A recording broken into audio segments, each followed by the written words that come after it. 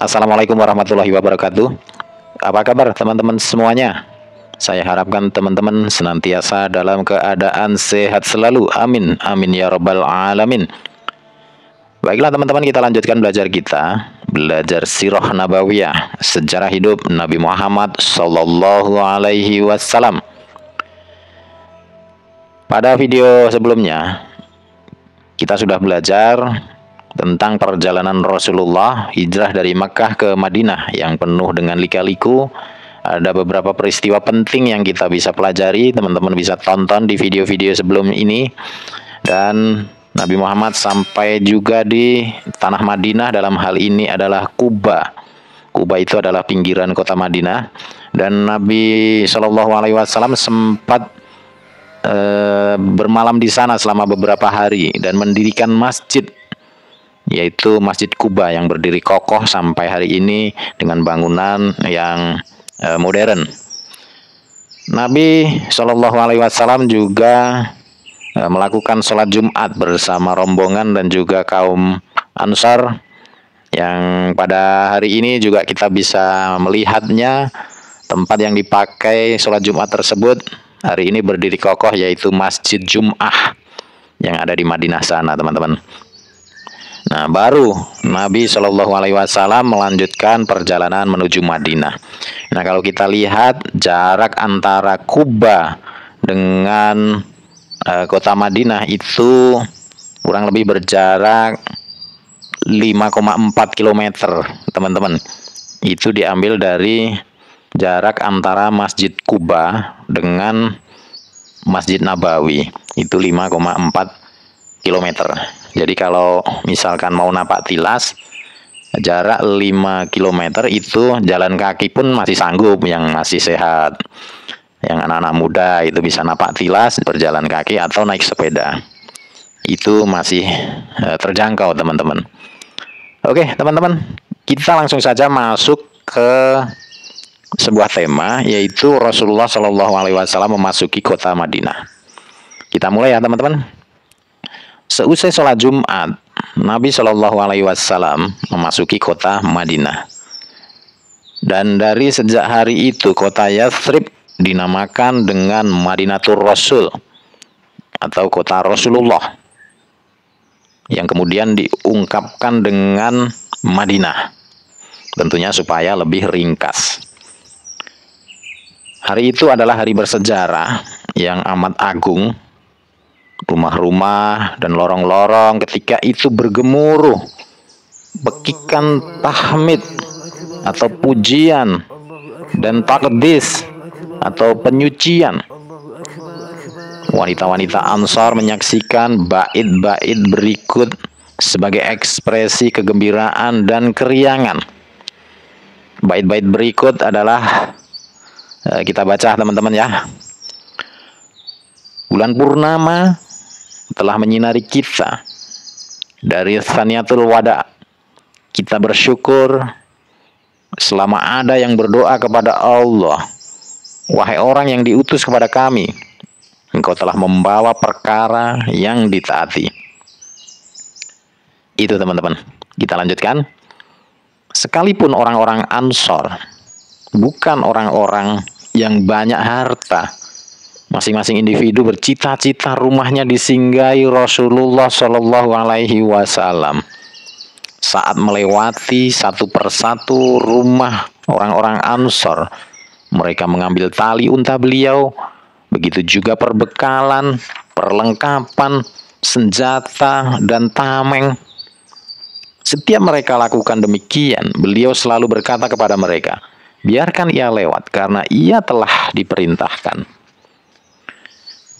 Unta ini masih saja berjalan bersama Rasulullah Shallallahu Alaihi Wasallam yang menungganginya hingga mencapai lokasi Masjid Nabawi sekarang ini. Lalu ia duduk sementara beliau belum turun darinya hingga ia bangkit lagi dan berjalan sedikit lagi.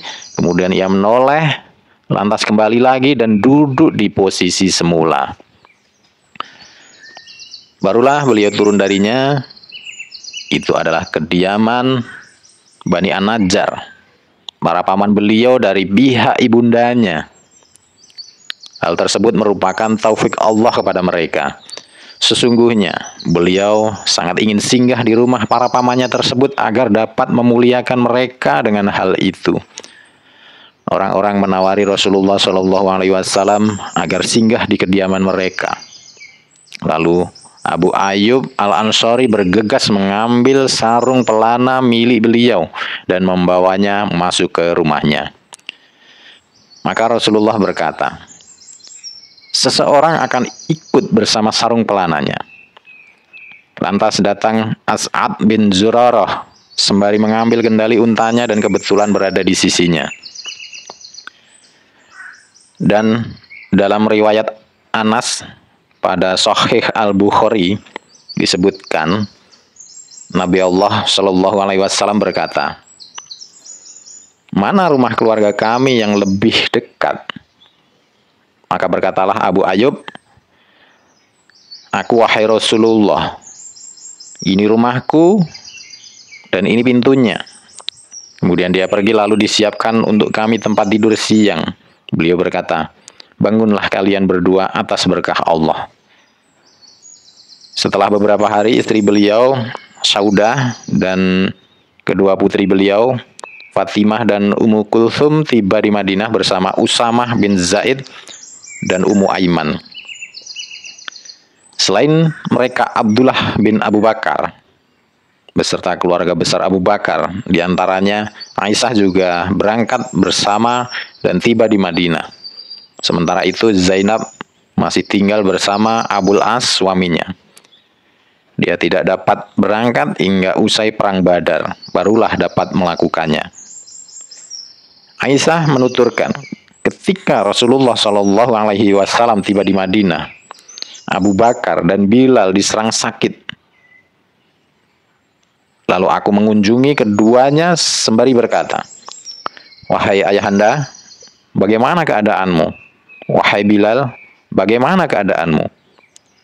Bila diserang demam, Abu Bakar selalu bersenandung. Senandungnya seperti ini, teman-teman. Setiap pagi orang selalu berada di sisi keluarganya. Namun, kematian lebih dekat daripada tali sandalnya. Sementara, bila demam sudah hilang dari Bilal, dia mengencangkan suaranya sembari melantunkan syair. Syairnya sebagai berikut, teman-teman. Semoga saja aku menghabiskan suatu malam di suatu lembah dan di sekelilingku izhir dan orang mulia. Semoga saja suatu hari aku membawa air dari Majinnah. Semoga saja tanda dan bayangan tampak bagiku. Aisyah berkata, lalu aku mendatangi Rasulullah dan mengabarkan keadaan tersebut. Beliau bersabda, ya Allah, anugerahilah kecintaan terhadap Madinah kepada kami sebagaimana kecintaan kami kepada Mekah. Bahkan lebih dari itu lagi, jadikanlah ia tempat yang sehat. Berkahilah syok dan mud, atau timbangan, teman-teman. Syok dan mud itu timbangan. Berkahilah syok dan mud penduduknya, serta pindahkanlah penyakit demam yang ada di dalamnya ke Juhfah. Oke, teman-teman. Hingga di sini berakhirlah satu bagian dari kehidupan Rasulullah Shallallahu Alaihi Wasallam dan merupakan akhir separuh dakwah Islam, yaitu fase Mekah. Teman-teman lembaran sirah, saya harapkan teman-teman bisa semangat belajar, melanjutkan belajar bersama kami di channel ini. Hanya dengan menyimaknya, teman-teman sudah bisa menyusuri lembaran-lembaran sirah Nabi Muhammad SAW. Untuk edisi selanjutnya, kita memasuki sebuah fase baru, yaitu fase Madinah. Tentunya lika-liku dakwah Rasulullah, lika-liku Rasulullah dalam berjuang untuk agar membangun sebuah sistem kedaulatan yang ada di Madinah. Itu seperti apa nanti kita bisa saksikan pada video-video selanjutnya. Untuk kali ini saya cukupkan sekian. Semoga teman-teman sehat selalu, semoga teman-teman sukses selalu. Salam untuk keluarga. Saya akhiri. Wassalamualaikum warahmatullahi wabarakatuh.